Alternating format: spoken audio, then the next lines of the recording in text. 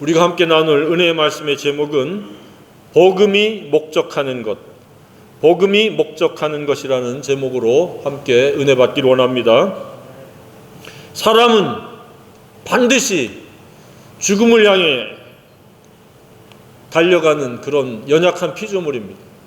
죄를 짓지 않았으면 우리는 영원히 살 수 있었는데 아담과 하와가 타락함으로 말미암아 사망에 이르게 된 그런 연약한 피조물입니다. 다만 그 사망에 이르는 그 길을 딱 두 가지 길입니다. 정처 없이 욕심을 따라 정욕을 따라 삶의 자랑과 허세를 위해서 살아가느냐, 복음을 목적 삼아서 순례의 길을 가느냐, 극명하게 두 가지 길로 나뉜다고 생각이 되어집니다. 저와 여러분의 남은 생애는 복음을 목적 삼아 살아가는 순례의 길이기를 원합니다. 잠깐이라도 정처 없는 나그네 길, 뜬구름 잡듯이 욕심의 종노릇하면서 정욕에 휘둘리면서 삶의 허세를 위해서 애쓰고 노력하는 일이 없기를 간절히 소망합니다. 이처럼 사람은 반드시 가장 좋은 것을 통한 목적이 필요합니다. 목적이 불분명하면 그의 생애는 사람들에게 어떻게 부각되어지고 어떤 사회적인 이치에 있든지 막론하고 그 사람은 정처 없이 나그네 길을 가며 영원한 사망에 형벌에 이르를 수밖에 없는 가련하고도 불쌍한 존재일 수밖에 없습니다. 저희들은 사회적으로 부각될 것이 없고 사람들 앞에 알려진 인물들이 아닐지라도 우리는 복음을 따라서 순례의 길을 가기 때문에 우리는 영원한 안식, 영원한 하나님 나라가 우리의 몫인 줄로 믿습니다. 하나님 나라의 그 주인공들이 저와 여러분인 줄로 믿습니다. 우리의 생애가 복음이 목적이 되어야 하는 것처럼 만물들도 다 목적이 있어서 만들어진 물건들입니다. 창조된 것들입니다. 우리가 사용하는 의복도 입으려고, 몸을 가리려고 만들어졌습니다. 가전제품, 자동차, 비행기, 기차, 상선, 배, 모든 것들이 다 그 목적을 위해서, 그 목적을 수행하기 위해서 만들어졌습니다. 사람도 그 목적이 있어서 하나님께서 창조하셨습니다. 그것은 바로 하나님과 동행하며 하나님과 교제하며 하나님처럼 살아가길 원해서 하나님 우리를 창조하신 줄로 믿습니다. 그 창조의 목적에 저희들이 부응할 수 있기를 원합니다. 우리는 하나님의 형상을 잃어버렸습니다. 그 형상을 회복하는 것, 그것이 바로 진정한 구원입니다. 단순히 예수 그리스도로 말미암아 그 십자가의 죽으심과 부활을 믿음으로 말미암아 죄사함을 받는 그런 단순한 것 이상의 하나님의 목적이 있습니다. 그것은 바로 하나님과 같은 그 형상을 회복해서 하나님과 같이 살아가는 것, 예수의 생애가 재현되어지는 것이 궁극적인 하나님의 구원의 목적인 줄로 믿습니다. 복음의 목적입니다. 오늘날 복음을 값싸게 혹은 너무 아전인수격으로 권리적인 입장에서 복음을 이해하고 접근하는 경우가 많이 있습니다. 소위 죄사함 받고 지옥에 안 가고 천국에 가겠다라고 하는 그런 아주 단순화시키는 그런 것들도 틀린 것은 아닙니다. 그런데 복음의 궁극적인 목적은 타락한 악한 이 본성을 완전히 파쇄시키고 십자가에 못 박고 예수의 형상을 회복해서 하나님처럼 살아가는 것, 온전한 사람이 되는 것, 하나님과 유사해지는 것, 닮아지는 것, 그것이 진정한 복음의 목적인 줄로 믿습니다. 그 복음이 복음되어지기를 간절히 소망합니다. 그런데 사탄은 계속해서 유혹하고 괴계를 써서 무언가를 알고 무언가를 동의하고 무언가를 믿으면 다 끝난 것처럼 그렇게 쇠뇌시키고 또 그렇게 지도력을 행사하는 영적 영향력을 가진 자들이 많이 있습니다. 속지 않기를 주님의 이름으로 바랍니다. 우리는 예수의 형상을 담는 겁니다. 그것도 매일매일 단위로 그렇습니다. 어제 예수 형상을 닮아서 예수님처럼 살았다면 오늘 다시 새롭게 또 예수님의 형상을 닮아서 예수님의 생애를 재현해내는 겁니다. 그러다가 넘어지면 다시 일어나는 겁니다. 예수 믿고 천국 간다. 그것이 전부인 양 받아들여서는 큰일 납니다. 그러면 그 삶은 옛사람이 계속 왕노릇하면서 말로는 복음을 이야기하고 삶은 안식하지 못하고 마음에 쉼도 없고 하나님의 나라를 차지하거나 빼앗지도 못한 채 늘 그 악한 세력에, 악한 영에 지배받고 악한 무리들에게 휘둘릴 수밖에 없습니다. 그래서 매일 좌충우돌입니다. 여기 가서 깨지고 저기 가서 깨지고, 여기 가서 아프고 저기 가서 힘들고, 여기 가서 곤고하고 저기 가서 고통을 당하고. 우리 그리스도인의 삶은 생명을 얻고 더 풍성히 얻는 것이라고 믿습니다. 그 풍성히 얻는데 해당되어지기를 주님의 이름으로 축복합니다. 그것이 바로 거룩이요 예수의 형상을 닮은 것이요 하나님의 형상을 회복했을 때에 안식이 우리의 몫이 되고 하나님의 나라가 우리의 몫이 되어지는 겁니다. 이것이 진정한 복음이 지향하는 바요 복음이 목적하는 바라고 믿으시기를 바랍니다. 이것을 싹 삭제해버리고 이것을 싹 관과해버리고 이것에 대해서 전혀 다루지 않거나 이것을 선포하지 않으면 그 복음은 굉장히 이기적인 복음이 될 수 있고 아전인수격인 자기 눈에 물대기식으로 권리만 획득하고 자신이 순종해야 될 영역과 몫은 아예 싹 뛰어넘어버리는 그런 어리석은 사람이 될 수밖에 없습니다. 성경은 믿으라고도 강조하고 있지만 순종할 것을 지속적으로 반복적으로 강조하고 있음을 깨닫기를 바랍니다. 예수님이 반석과 모래 위에 지은 집을 비교할 때도 그렇습니다. 차이는 듣고 믿는 것에선 차이가 없었습니다. 차이는 순종하는 여부에 있었습니다. 진리의 복음, 하나님의 말씀은 듣고 순종해야 된다고 믿습니다. 지식의 범주가 아니고 믿음의 범주가 아니고 순종의 범주에 둬야 된다고 믿습니다. 이것이 복음이 지향하는 바입니다. 그래서 우리가 구원이라고 하는 말을 사용할 때에 죄사함이라고 하는 그 의미를 축소하고 제약하지 않기를 바랍니다. 구원이라고 하는 말을 쓸 때는 폭넓게 쓰시길 바랍니다. 하나님의 형상을 회복하는 것, 예수의 마음을 닫는 것, 예수의 마음을 품는 것이다 라고 하는 것으로 구원의 단어를 사용해야 됩니다. 그래서 구원은 죄사함에만 국한시키고 강조되어지면 사람들이 오만과 교만에 빠져가지고 다시 과거로 돌아가면서도 그것의 심각한 결과를 알지 못하는 겁니다.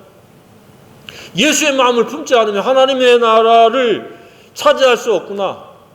생명을 얻고 더 풍성히 얻게 하려 하는 하나님의 의도에서 우리가 벗어날 수밖에 없구나 라는 것을 깨닫고 날마다의 단위로 예수의 마음을 품는 것, 구원을 이루어가는 것에다가 중점을 두고 우선순위를 둬야 된다고 믿습니다. 그래서 구원을 뭐라고 사도 바울이 사용하고 있습니까? 구원을 받았다는 말도 사용하지만 구원을 이루어갈 것도 강조하고 있다는 것을 기억하시길 바랍니다. 그것도 이루어갈 구원에는 수식이 2개나 붙습니다. 두렵고 떨림으로 구원을 이루어가라. 왜냐하면 그만큼 도전받는 게 구원을 이루어가는 것을 도전받는다는 의미도 되어지는 겁니다.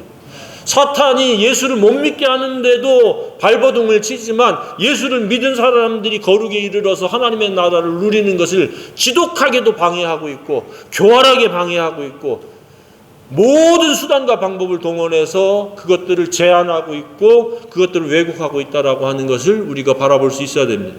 그래서 수식이 하나도 아닌 2개로 두렵고 떨림으로 이것이 너무나 중요한 일이다라는 의미입니다. 두렵고 떨림으로 구원을 이루어갈 수 있기를 원합니다. 이것이 구원이라고 하는 단어를 써야 될 그런 의미이고 그것의 포괄적인 그러한 단어적 이해가 뒤따라야 된다고 믿습니다. 다른 이로서는 구원을 받을 수 없나니 선한 사람 중에 구원을 받을 만한 다른 이름을 우리에게 주신 일이 없음이라 하였더라. 오직 예수로 구원받는데 예수로 의롭게 되고 예수 이름으로 우리가 거룩에 이르러서 하나님의 나라를 차지하고 누릴 수 있는 그런 하나님의 자녀요 하나님의 사람이 될 줄로 믿습니다. 자, 이쯤에서 복음의 목적이 무엇입니까? 그것은 바로 구원을 받는 것. 방금 우리가 뭐라고 했습니까? 구원을 받을 수 있다 그랬고, 또 요한복음 14장 6절에서 예수께서 이르시되 내가 곧 길이요 진리요 생명이니 나로 말미암지 않고는 아버지께로 올 자가 없느니라. 자, 앞에 사도행전의 말씀은 구원을 받는 것을 강조하고 있습니다. 두 번째는 아버지께 가는 것. 성경은 계속해서 이 두 가지를 반복해서 말씀하고 있습니다. 생명을 얻는 것, 더 풍성히 얻는 것. 죄사함을 받는 것, 하나님의 나라를 누리는 것. 우리가 하나님의 자녀가 된 것이고 우리의 품격이 옛사람에서 새사람으로 바뀌는 것. 이렇게 두 가지를 계속적으로 반복하고 있음을 우리가 발견해 볼 필요가 있습니다. 그래서 예수 믿는다 라고 하는 것으로 전부인 양 생각해 버리면 하나님의 나라를 누릴 수가 없습니다. 구원은 받았을지 모르지만, 생명은 얻었을지 모르지만 아버지께로 가서 아버지로부터 안식을 누리고 그 안전지대에 거하면서 의와 평강과 희락, 안전과 건강을 누리는 그 놀라운 더 풍성한 삶을 우리는 제한받고 살아갈 수밖에 없다는 사실입니다. 그래서 우리는 구원을 받아야 됩니다. 의롭게 되어야 합니다. 그리고 아버지께 가서 아버지와 동행하는 삶. 그래서 성경에는 이는 내 사랑하는 아들이요 내 기뻐하는 자다. 사랑의 관계만이 다가 아니라 기뻐하심의 관계, 순종하는 사람이 되어야 한다는 의미입니다. 아버지께 가서 아버지와 동행하고 아버지의 뜻대로 살아가는 저와 여러분이길 원합니다. 믿는 것만으로는 하나님의 사랑하는 대상이 될 수 있습니다. 예수를 믿는 것, 그것은 하나님의 사랑을 믿는 것이기 때문에 하나님의 사랑의 관계를 맺는 것이요 하나님의 사랑의 대상이 됩니다. 기뻐하시는 대상은 순종할 때 기뻐하시는 대상이 되어지는 줄로 믿습니다. 그래서 사랑의 대상이요 기뻐하심의 대상이 되어지길 원합니다. 죄사함을 받은 하나님의 백성이요 하나님의 나라가 임재하는 하나님의 나라를 누리는 행복자가 되어야 한다고 믿습니다. 그것이 하나님의 의도입니다. 이것이 바로 복음이 지향하는 바요 복음의 목적입니다. 구원을 받는 것, 아버지께로 나아가는 것. 언제 이 복음과 부응하는 그런 전환점이 있었습니까? 내가 복음이 나에게 있어서 전부다. 그리고 복음이 지향하는 바 내가 의롭게 되어진 것과 아버지께로 나아가서 아버지와 동행하는 거룩에 의해서 거룩하신 하나님과 동행하고자 하는 이 복음의 목적에 부응하고자 어떤 결단과 그런 연단과 그런 우선순위를 둔 적이 있습니까? 반드시 그런 계기가 있기를 바랍니다. 그리고 그것이 꾸준할 수 있기를 바랍니다. 많은 이 믿음의 사람들이 배교하고 떠나고 그리고 이 복음과 등을 돌리는 이유가 이 훈련을 통해서 순종하지 아니하기 때문에 그렇습니다. 믿는다라고 하면서 날마다 자기를 부인하는 것, 자기 십자가를 지는 것, 말씀과 기도로 예수의 마음을 지속적으로 품고 예수로 살아가지 못해내니까 나중에는 두 손 두 발 들고 공동체를 임의로 떠나기도 하고 내가 언제 예수 믿는 사람이냐라고 하듯이 그냥 막대먹은 사람처럼 될 대로 되라는 식으로 살아가는 그런 유형의 사람들도 많이 있습니다. 우리는 끝까지 포기하지 않고 구원을 이루어갈 수 있기를 원합니다. 복음이 복음될 수 있고 복음이 목적하는 바를 우리가 잘 이룰 수 있기를 원합니다. 안타깝게도 이 복음이 복음되지 못하는 가운데 살아가는 사람이 너무 많습니다. 예배당에 열심히 다니고 직분도 받고 있고 교회 다니지 연도도 꽤 됐는데 그의 삶에는 마음의 안식도 없고 쉼도 없고 늘 곤고와 고통, 안으로는 곤고요 겉으로는 고통입니다. 끊임없이 여러 가지 그 재앙과 재난과 불행들이 계속해서 물밀듯이 밀려오는 그런 유형의 사람들도 있습니다. 왜 그럴까? 충분히 알만한 것들은 하나님이 보여주셨는데도 불구하고 회개하지도 않고 자신의 그 옛사람으로 계속 고집해서 살아가는 겁니다. 복음에 의해서 살아가려고 자기를 포기하고 자기를 십자가에 못 박아야 되는데 그러한 과정을 거치지 않고 말씀과 기도가 없이 살아가다 보니까 그렇습니다. 말씀이 없는 거룩은 없습니다. 바울이 말씀과 기도로 거룩하여짐이라고 분명히 선언했습니다. 말씀을 읽고 쉬지 않고 기도함으로 그 말씀이 품격을 이루고 품행의 순종이 되어질 때 그것이 진정한 거룩인 줄로 믿습니다. 뭘 아는 것은 거룩이 아닙니다. 말씀이 나를 이끌어가는 나의 그 주도적인 인격이 되어질 때, 그리고 그것이 순종되어질 때 그것이 거룩인 줄로 믿습니다.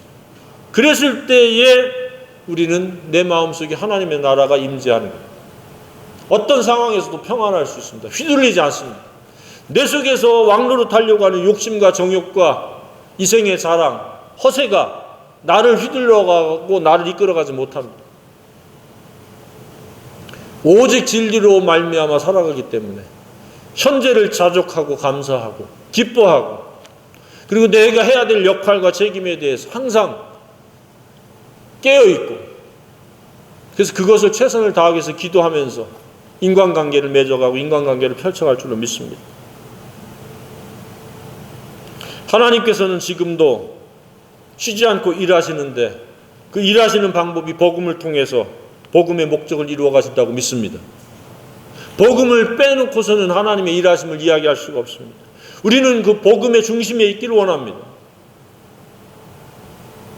그런데 특이하게 일하시는데 세상에서 미련하고 약하고 천하고 멸시받는 자들을 통해서 낮은 계층, 즉 문벌이 떨어지는 자들을 주로 사용하셔서 복음의 일을 이루어 가신다는 사실입니다.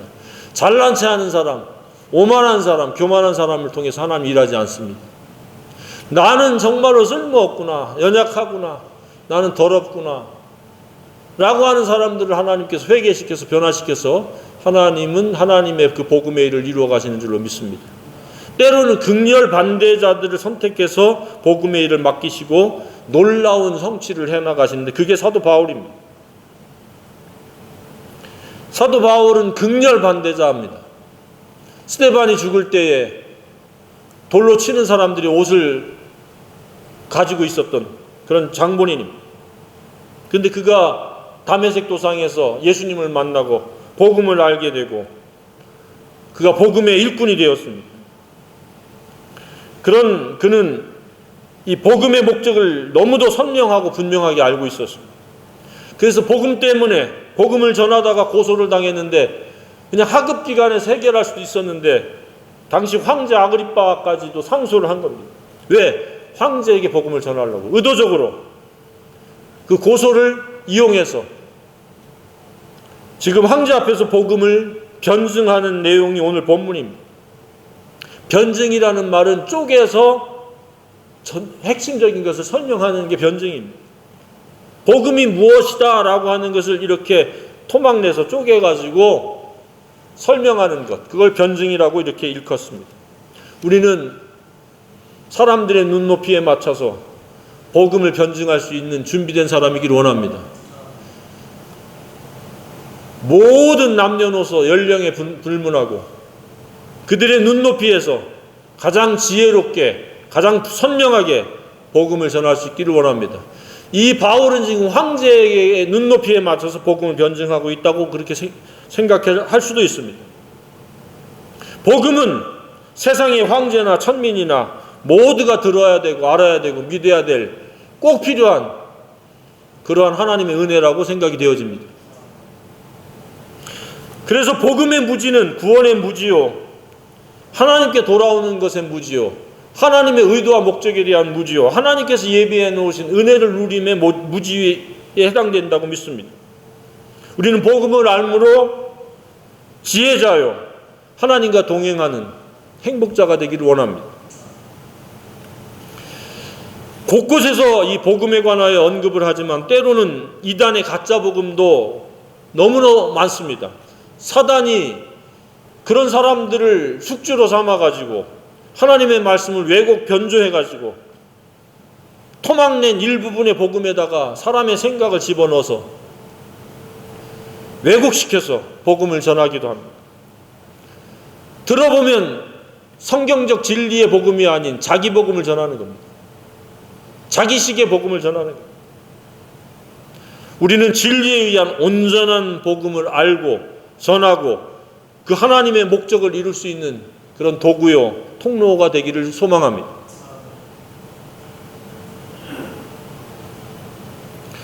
오늘 말씀을 통해서 복음의 목적이 좀 더 뚜렷해지고 선명하게 깨달아지고 마음판에 새겨지고 확립될 수 있기를 원합니다.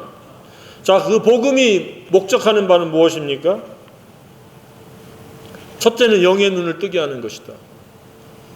오늘 18절에 그 눈을 뜨게 하여, 우리가 계속해서 지금 반복적으로 보는 게 눈을 뜨는 겁니다. 영의 눈을 뜨는 겁니다.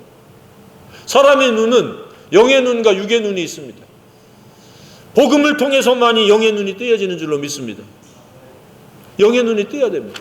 그래야 현재와 미래와 영혼을 바라볼 수 있습니다. 왜 사람들이 복음으로 살지 않습니까? 영의 눈이 뜨여지지 않기 때문에 그렇습니다. 그러니까 현실에 눈에 보이는 것만, 발등에 있는 그 무엇만을 위해서 살아가는 겁니다. 죽음도 생각하지 않습니다. 영혼도 생각하지 않습니다. 무엇이 절대적인 가치인지 상대적인 가치인지도 생각하지도 않고 따지지도 않습니다. 오로지 돈이 절대 가치로 둔갑해버리고 그것을 숭배하기에 이르는 겁니다. 영의 눈을 뜨고 살 수 있기를 원합니다. 이 복음이 바로 그런 능력이 있습니다. 두 번째는 어떤 능력이 있습니까? 바로 어둠에서 빛으로, 혼돈과 무질서와 악한 것에서, 어둠의 권세에서 빛의 권세로, 진리로 나온다는 의미입니다. 진리를 안다라는 것은 자유를 아는 것이요, 자유를 누린다는 의미입니다. 그러나 어둠의 권세는 자유가 없습니다. 속박입니다. 결박입니다. 죄의 속박이요, 죄의 결박입니다. 저와 여러분은 복음으로 죄로부터, 어둠으로부터 결박을 풀 수 있는 이 은혜를 진심으로 감사합니다. 하나님의 은혜인 줄로 믿습니다. 그리고 이 복음은 목표를 정확하게 알게 합니다. 목적은 활에 있어서 화살과 같고, 목표는 관역입니다. 그래서 쏜 화살이 관역에 가서 맞는 게 목표에 이르르는 겁니다. 목적이라는 말을 쓸 때는 활시위에 물려있는 화살과 같고, 목표는 표적과 같은 겁니다.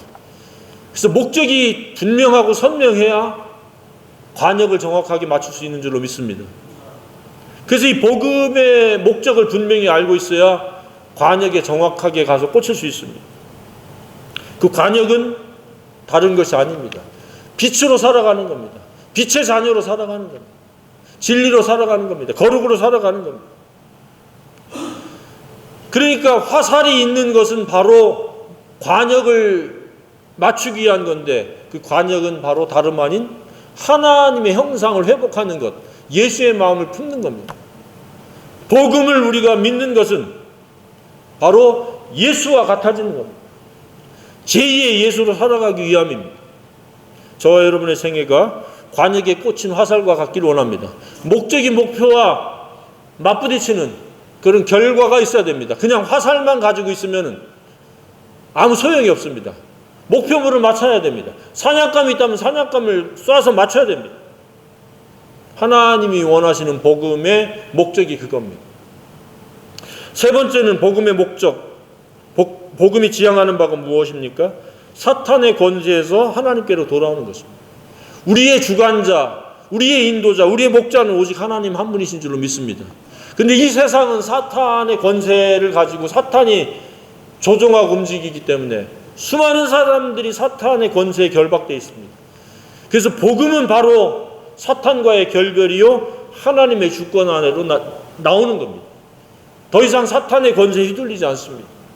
복음으로 사탄을 무력화시키는, 사탄의 그 괴계를 괴멸시킬 수 있는 복음의 사람이기를 원합니다. 복음이면 그렇게 됩니다. 하늘과 땅의 모든 것을 가지신 예수 그리스도가 우리 내주 안에 있기 때문에, 내주하시기 때문에 그 이름으로 사탄의 괴계를 완전히 제압하고 괴사 괴멸시킬 수 있는 줄로 믿습니다. 이게 바로 사탄의 권세에서 하나님께로 돌아오는 능력입니다. 그 능력이 삶에 경험되어지기를 주님의 이름으로 축복합니다. 이론이 아니길 바랍니다. 네 번째는 무엇입니까? 복음은 유일한 죄사함의 기쁜 소식이라는 사실입니다. 죄사함과 그러겠습니다. 복음은 딱 죄사함이다라고 단정할 수 없습니다. 영적인 눈을 뜨게 하는 역할을 하고 어둠에서 빛으로 사탄의 권세에서 하나님께로 돌아올 수 있고 죄사함을 받는 것이고 그 목적은 바로 거룩하게 되는 것이다. 거룩하게 된 무리 가운데서 복음의 최종적이고 결말은 날마다 거룩에 이르는 것일 줄로 믿습니다. 그러면 이 열거된 것들이 내 삶의 실제가 되었는가? 나하고 지금 별개인가를 살펴보고 분별해야 됩니다. 내가 내 매일매일의 삶의 우선순위가 예수 그리스도에 의한 복음에 의한 거룩인가? 하나님과의 동행이며 예수의 마음으로 살아가는 것인가? 그것이 아니면 오늘 재차 확립할 수 있는 시간이 되어지길 원합니다. 이것이 아니면 우리가 제대로 바르게 잘 살 수 없습니다. 하나님이 그 생애에 개입하셔서 역사하실 수 있는 것을 제한할 수밖에 없습니다. 욕심이 왕노릇하고 정욕이 왕노릇하고 이 생의 자랑이 허세가 남들보다 우위를 점하려고 하고 남들보다 인정받으려고 하고 관종을 가지고 움직이면 하나님이 그 마음에 역사하실 수 있겠습니까? 회개하라고 하나님께서 아마 여러 가지 사인을 보내실 겁니다. 그래서 우리는 날마다 거룩의 우선순위를 두고 거룩을 위해서 모든 에너지를 쏟을 수 있기를 바랍니다. 그러면서 밥 먹고 일하고 여러 가지 주어진 우리에게 삶의 현장에서 생활해야 된다고 믿습니다. 그것을 제해버리니까 안으로는 평안도 없고 기쁨도 없고 아무 낙도 없고 곤고만 쌓여가고 근심과 두려움만 쌓여가고 이상하게 우울해지고 슬퍼지고 염려가 쌓이게 되고 온갖 장애들이 생기게 되고 정신적인 문제가 생기게 되고 인간관계가 꼬이게 되고 가는 길이 늘 장애물 투성이고 예수로 살고 거룩에 힘쓰는 자들은 하나님께서 목자가 되셔서 평탄케 하시고 하나님 나라에 이르는 형통하는 삶, 성공적인 삶을 살아가도록 우리를 도우실 줄로 믿습니다. 그래서 영혼이 잘 되는 사람은 범사가 잘 되고 온 육체가 건강한 줄로 믿습니다.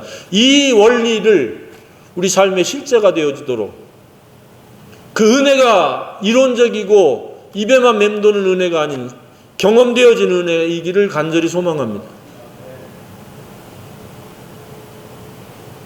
우리는 거룩이 없이는 하나님의 나라는 관념에 불과합니다. 추상적인 그냥 이론에 불과합니다. 하나님의 나라가 실제가 이루어지기를 바랍니다. 그래서 너희는 먼저 그 나라와 그 의를 구하라 그랬을 때 그 의가 바로 진리와 결합되어져서 진리 순종을 포괄한 것이 바로 그 의입니다. 그러니까 거룩을 너희들이 구해라. 그러면 하나님의 나라가 임재할 것이다. 먹고 마시는 것, 이것들은 이방인들이 구하는 것이다. 너희들은 거룩을 통해서 하나님의 나라가 이루어지는 것을 구하라 라고 예수님이 우리에게 선언하셨습니다. 한낱 괴로움은 그날의 족한이다. 이것저것에 얽매이지 말고 하나님의 나라를 구해서 하나님의 나라를 누려라. 저 여러분의 생애가 그렇게 되기를 원합니다. 그것이 진리의 복음이 지향하는 바에 목적하는 겁니다. 복음의 목적이 실제로 매일매일의 삶 속에서 이루어져야 된다는 이야기입니다. 거룩을 생략해서 우리가 잘 살 수 없습니다. 영혼이 잘 된다라고 하는데 범주에 들어갈 수가 없습니다. 그것이 바로 부분적인 복음, 자기 복음, 토막난 복음을 가지고 사람들이 어렵게 힘들게 살아가는 겁니다. 분명히 그리스도인이라고 고백하면서 하나님의 나라가 임재하지 못하고 마음의 안식도 없고 평안도 없고 희락도 없으면 하나님 영광을 가리는 겁니다. 우리는 사탄과 부분적인 것, 왜곡된 복음, 토막낸 복음에 속지 않기를 바랍니다. 하나님의 형상을 이루는 그 복음을 이룰 수 있기를 바랍니다. 복음은 반드시 회개해야 믿고 받을 수 있습니다.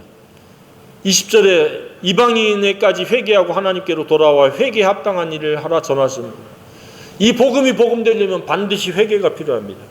그래서 회개를 먼저 선포하고 회개할 이유를 이야기하고 회개하면 그 복음이 역사하는 그 목적과 능력을 변증할 수 있는 저와 여러분이길 원합니다.